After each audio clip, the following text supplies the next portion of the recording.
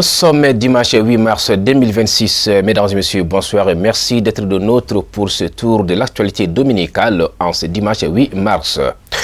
À l'occasion de la célébration de la Journée internationale des droits des femmes, le département des femmes du bureau exécutif de l'Union nationale des travailleurs du Mali UNTM et le bureau national du CNJT UNTM a organisé ce dimanche 8 mars une conférence de presse à Bamako-Koura. Le thème retenu est « Rôle et responsabilité des femmes syndicalistes dans l'éducation et la culture dans le contexte sécuritaire ». On en sait plus dans ce reportage signé par Awa Djabati. Cette rencontre a rassemblé plusieurs responsables syndicaux des femmes travailleuses ainsi que des acteurs engagés dans la promotion des droits des femmes au Mali. La cérémonie de lancement a été marquée par des interventions axées sur l'importance de la promotion des droits des femmes dans le monde du travail et dans la société en général. Rôle et responsabilité des femmes syndicalistes dans l'éducation et la culture dans le contexte sécuritaire. Et chaque thème du pays fait face à la réalité du pays. Et nous avons choisi ce thème, rôle et responsabilité des femmes dans l'éducation et de la culture dans le contexte sécuritaire. C'est juste pour que les femmes syndicalistes, précisément de l'INTM, fassent une sensibilisation, une grande mobilisation pour vraiment apporter leurs apports, leurs explications face à ce décret. Qu'est-ce que les femmes travailleuses peuvent faire vraiment pour l'éducation de la base, pas uniquement l'éducation formelle, même l'éducation l'informelle.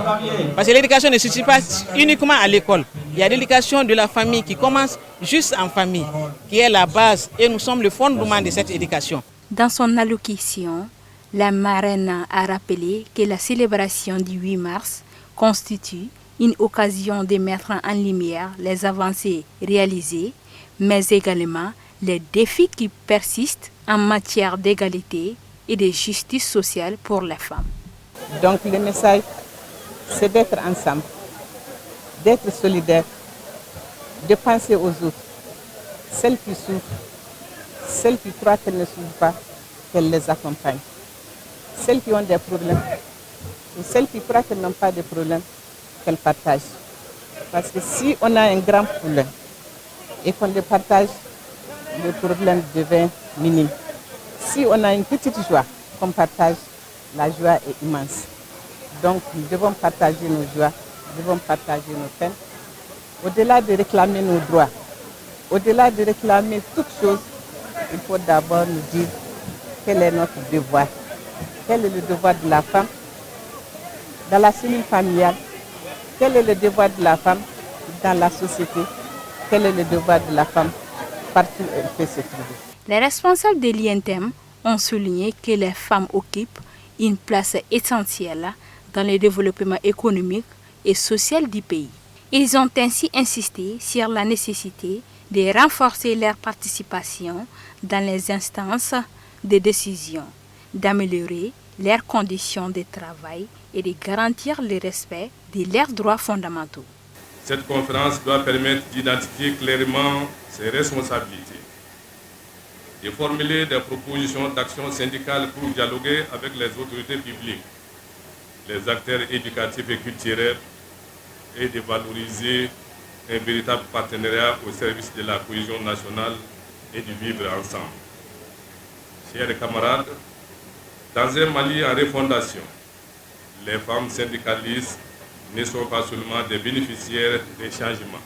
Le ministre du Travail, de la fonction publique et du dialogue social a également profité de cette tribune pour exprimer sa préoccupation et partager son expérience tout en réaffirmant leur engagement à poursuivre le combat pour une société plus juste et inclusive.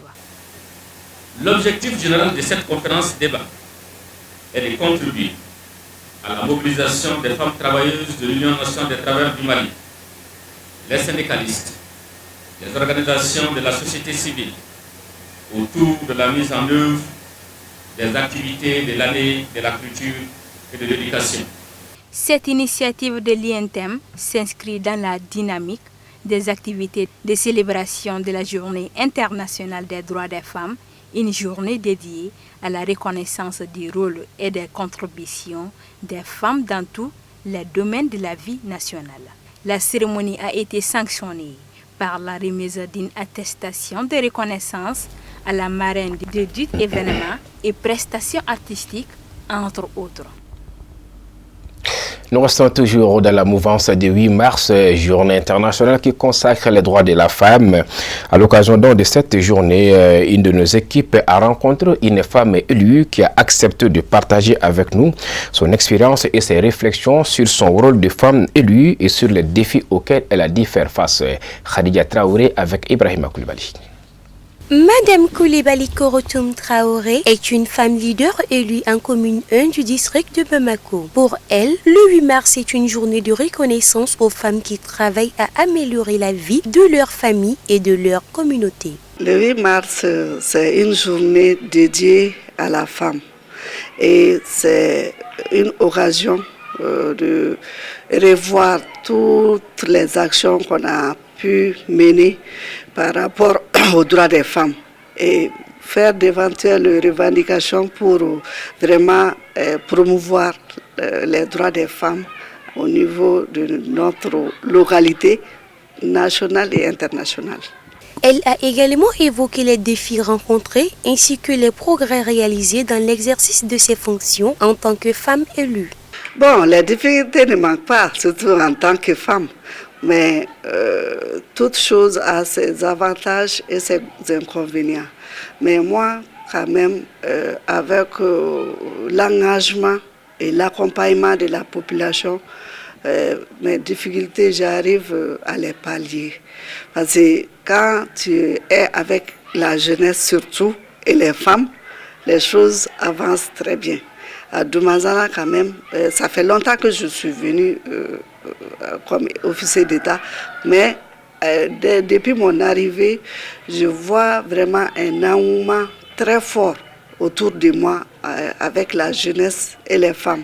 Les actions qu'on se donne là, vraiment, tout le monde est là. Madame le maire nous explique que c'est possible de concilier la vie familiale et la vie professionnelle malgré les défis grâce à une bonne organisation. La famille d'abord, en tant que femme, mère des enfants et épouse. Si on planifie et que la famille te comprend déjà, ça peut t'aider à aller très loin. Parce que moi, j'ai l'accompagnement aussi de ma famille. Au début, c'était pas facile. Parce que j'ai convaincre d'abord la famille par rapport aux différentes sorties. C'est un problème. Mais si vous sortez pour faire des activités et puis on voit les résultats de tes activités, ça permet à la famille de te comprendre et de te soutenir. Sinon, une femme leader, c'est pas facile. Parce que convaincre d'abord le mari pour sortir. Souvent, c'est la nuit, souvent, c'est un peu tard, le soir ou le matin. Souvent, les week-ends, même, on sort. Ça pose problème. Mais avec le temps, on a pu gérer tout ça. Madame Koulibaly a conclu ses propos par encourager les femmes à continuer à être leaders. Le leadership même, ça demande beaucoup de courage et d'engagement, surtout côté femme. Parce que, comme je l'ai dit, braver les problèmes de la famille, de la société, et puis du travail qu'on te confie, c'est pas facile. Mais c'est le courage qui peut pallier à tous ces problèmes-là. Et je leur dis de serrer la ceinture et de ne pas lâcher. C'est pas facile tous les jours, mais de ne pas lâcher surtout. À travers les propos de Madame Koulibaly Korotoum Traoré, maire déléguée du centre secondaire d'état civil du quartier Doumansana, nous sommes convaincus que les femmes ont un rôle clé à jouer dans le développement durable de la commune. Voilà, notre équipe a également rencontré une autre femme, celle, la présidente de l'association des femmes rurales du Mali dans le cadre du 8 mars 2026. La rencontre a permis de discuter des défis auxquels sont confrontées les femmes rurales au Mali et de leurs revendications pour une meilleure qualité de vie. Nous retrouvons Khadija Ibrahima Koulibaly. L'Association des femmes rurales du Mali, qui regroupe des femmes issues de divers horizons, travaille à promouvoir l'autonomisation des femmes et à défendre leurs droits. La présidente de l'association a souligné le rôle crucial de la dite association dans le développement du pays. Le rôle des associations des femmes rurales du Mali, le rôle que nous jouons, c'est assurer la sécurité alimentaire et en même temps de représenter les femmes rurales au niveau national. Le travail que nous faisons, on sait qu'on fait nourrir beaucoup de gens. La sécurité alimentaire, c'est très très important dans la société, dans les familles, même dans les pays même. Donc nous jouons un rôle qui est très très très intéressant, qui concerne au niveau de la famille.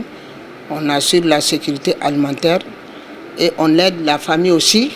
Et on peut même dire qu'on aide le pays aussi. Les collaborations entre l'association de femmes sont essentielles pour amplifier leur voix et leurs actions. Bien sûr, on a de telles bonnes collaborations. Même si tu prends un exemple sur la fête, la journée des femmes rurales que nous fêtons chaque 15 octobre avec le ministère de l'Agriculture, le ministère de la Promotion de la Femme, le ministère de l'Environnement, le ministère de la Sécurité Alimentaire. Je peux dire qu'on est appuyé avec tous les ministères qui nous appuient dans cette fête-là.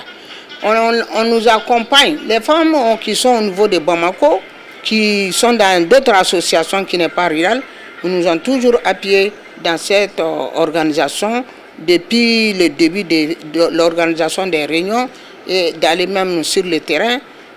Elle nous a toujours accompagnés quand même. On fait des choses ensemble, on collabore, on a de très très très bonnes collaborations avec les femmes qui sont en ville. Les femmes rurales du Mali sont confrontées à plusieurs difficultés. Malgré tout, elles restent déterminées à améliorer leur situation et à contribuer au développement de leur communauté. Les problèmes majeurs même que la fédération a, c'est le problème d'accès à la terre et accès à l'équipement aussi. Et normalement, accès au marché aussi, accès au crédit aussi. Les femmes n'ont pas accès au crédit. Et le marché aussi, il faut que les femmes rurales, si on a accès au marché, on peut aller même à l'intérieur des pays pour aller montrer notre savoir-faire. Parce qu'il y a les transformatrices qui sont parmi nous, qui transforment beaucoup de produits. Les produits que nous-mêmes nous cultivons. Et il y a les produits aussi de cueillette aussi, que nous transformons aussi. Donc on peut amener ces produits-là, même dans les foires de Dakar, même à l'intérieur même des villages, même international. La présidente de la dite association a également exprimé ses sentiments de joie quant à l'initiative du gouvernement de célébrer le 8 mars dans la région de Bandiagara. Quand on dit 8 mars, les gens croient que le 8 mars c'est pour les Bamako seulement, les grandes villes. Or que le 8 mars, ça concerne toutes les femmes. Les femmes paysannes, non paysannes, les femmes qui vont au travail, tout ça, toutes les femmes sont concernées. Vraiment, nous ne faisons que remercier le président de la République et en même temps la ministre de la Promotion de la Femme aussi, qui a pris cette initiative d'aller fêter la fête à Bandiagara. La Bandiagara, elles font partie de notre fédération, donc surtout la Bandiagara est devenue une région maintenant. Donc on a des démembrements jusqu'à la base. Cette rencontre a permis de mettre en lumière les réalités des femmes rurales au Mali et de souligner l'importance de leur contribution au développement du pays. L'actualité sur tout autre plan, nous sommes au mois de Ramadan, mois de solidarité et d'entraide. C'est dans ce cadre que le secrétaire général du ministère de l'Entrepreneuriat national, de l'Emploi et de la formation professionnelle, en collaboration avec l'Union des jeunes musulmans du Mali, a organisé une rupture collective le samedi à son domicile à Yirimadio Zerni. Le reportage est de Aminata Traoré. En ce mois de Ramadan béni, période de partage de solidarité et de communion, le secrétaire général du ministère de l'Entrepreneuriat national, de l'Emploi et de la formation professionnelle a ouvert les portes de son domicile à la faveur d'une rupture collective à deux jeunes. Une initiative qui a réuni de nombreux fidèles venus partager ce moment de fraternité et de spiritualité. Bon, merci. Ce jour, c'est un jour qui a été consacré à la rupture des jeunes. retour collectif des jeunes dans le cadre du mois de Ramadan. Nous le faisons chaque année depuis plus de 10 ans. L'initiative est venue de Dijuma avec l'Union nationale des jeunes musulmans du Mali. Donc nous avons décidé chaque année de choisir un jour pour rassembler les amis, les parents, les voisins, les imams, pour qu'ensemble que nous puissions faire la rupture. Bon, l'islam nous enseigne la solidarité, l'entraide, vraiment l'amitié et la fraternité, dans toutes choses qui vont nous permettre vraiment de garder des souvenirs, de prier pour notre pays, de prier pour nos enfants, de prier pour nos parents, pour les malades, pour les collègues, pour les voisins. Et donc c'est le sens de cette retrouvaille. Donc je dois remercier vraiment tous les amis, tous les parents, tous les voisins et tous les imams qui ont fait le déplacement. Que Dieu leur vraiment récompense au-delà de leurs attentes. Que Dieu fasse en sorte que l'année prochaine, que nous puissions avoir un pays en paix, un pays avec la cohésion sémée entre toutes les filles et tous les fils du pays.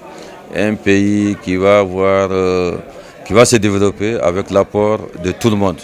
Et que Dieu pardonne à nos péchés, et que nos défunts reposent en paix, et que nos malades puissent avoir un prompt rétablissement. Donc au total, vraiment il s'agit de prier pour nous-mêmes, pour nos frères musulmans, nos sœurs musulmanes et pour le pays. Les invités n'ont pas caché leur satisfaction face à ce geste de générosité. Pour eux, cette initiative traduit l'esprit de solidarité et de partage qui caractérise le mois sacré, Ramadan. Un événement très convivial, plein d'enseignements, un événement qui a permis n'est-ce pas, notre chef de faire un partage, qui va non seulement renforcer l'esprit d'équipe, parce qu'on se retrouve ici en dehors des dossiers, on se retrouve dans un événement purement social. Je vous avoue, des citoyens se sont retrouvés ici, des musulmans, des non-musulmans, pour cette rupture. Et c'est l'occasion de remercier le donateur qui nous a tous réunis ensemble ici. C'est pas facile aujourd'hui de réunir les gens, mais l'homme qui nous a réunis aujourd'hui est un rassembleur. Et c'est pourquoi quand il nous appelle matin, midi et soir, nous répondons à son appel. C'est un homme généreux, un homme qui a le sens du partage. Et c'est pourquoi je vous avoue et que toute l'équipe est là, les voisins sont là. Bref, tous ses amis, il y a des gens qui sont là qui ne connaissent même pas le Sénégal. Mais dès qu'on entend parler de lui, nous répondons à l'appel. Le président de l'Union des jeunes musulmans du Mali a quant à lui salué cette initiative. Selon lui, contribue au renforcement des liens de fraternité et de cohésion sociale entre les fidèles. Autour de tables bien garnies, les fidèles ont partagé des mets succulents et diverses boissons dans une ambiance conviviale. La soirée s'est poursuivie par des prières, des lectures du Saint-Coran et des bénédictions dans un esprit de paix, de solidarité et de vivre ensemble, valeur fondamentale du mois sacré, Ramadan. À présent, voyons ce qui fait l'essentiel du reste de l'actualité en bref, en images commencées par Moussa Fomba.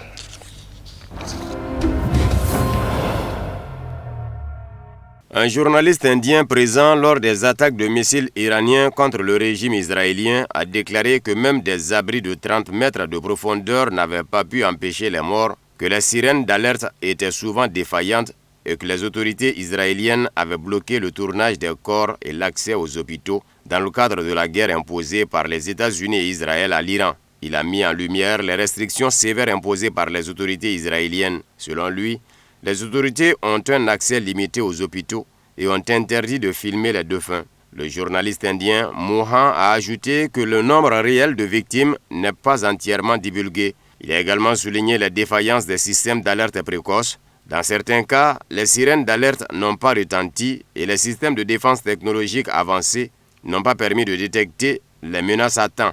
Mohan a relayé des témoignages de citoyens indiens vivant dans les territoires occupés. Il les a cités décrivant la destruction totale de maisons sans aucun survivant dans certains cas. Et quand la bombe explose, Elle ne fait pas de distinction entre Indiens et Israéliens. À côté de vous, vous pouvez échapper aux balles venant de droite ou de gauche, mais pas à un missile. On nous dit que les bunkers sont très efficaces. Nous avons vu des bunkers de 30 mètres de profondeur où des gens sont morts et on nous a caché la vérité. Le porte-parole de l'armée iranienne a annoncé samedi que les puissantes frappes de représailles iraniennes menées au cours des dernières 24 heures contre les bases américaines dans toute la région ont infligé de lourdes pertes aux troupes et aux commandants de l'armée américaine.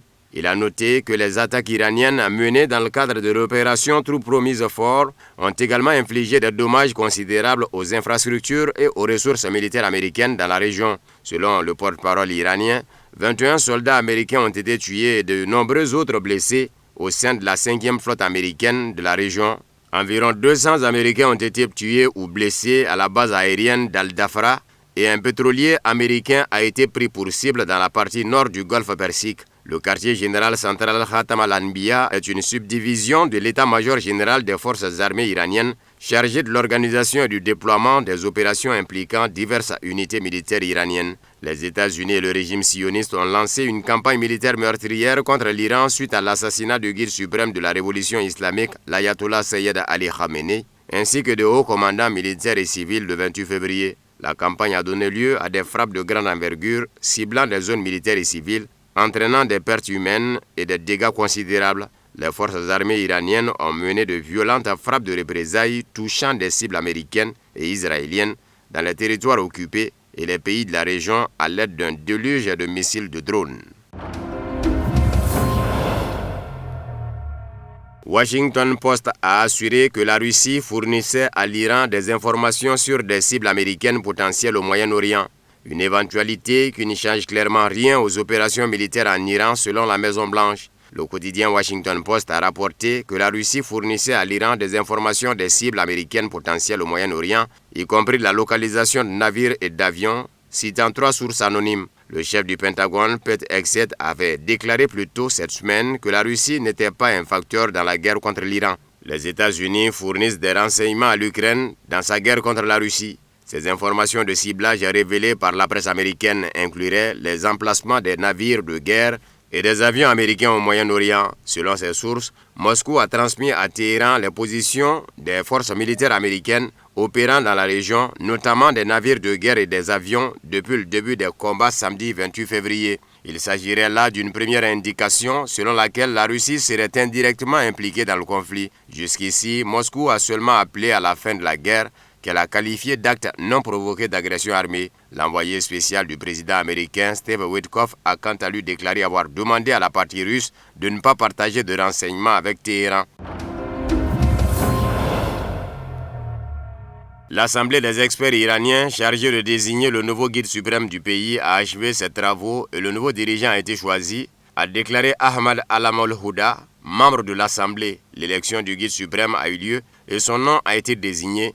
Toutes les rumeurs selon lesquelles l'Assemblée des experts n'aurait pas encore pris de décision sont de purs mensonges. Tout repose désormais sur le secrétaire de l'Assemblée des experts, l'ayatollah Hosseini Bouchehri, qui est tenu d'annoncer publiquement la décision de l'Assemblée, a-t-il déclaré, selon l'agence de presse Meher. L'organe composé de 88 membres est habilité à nommer un nouvel ayatollah, conformément à l'article 111 de la Constitution de la République islamique. En cas de décès ou d'incapacité du guide suprême, les experts doivent désigner un nouveau dirigeant dans les meilleurs délais. Quant à Donald Trump, il affirme que les États-Unis devaient être impliqués dans le processus de choix des nouveaux dirigeants iraniens afin d'éviter une nouvelle campagne militaire dans 5 ans. Nous ne voulons pas avoir à revenir tous les 5 ou 10 ans pour faire la même chose, a déclaré Trump aux journalistes. Nous voulons choisir un président iranien qui n'entraînera pas son pays dans une guerre, a-t-il ajouté.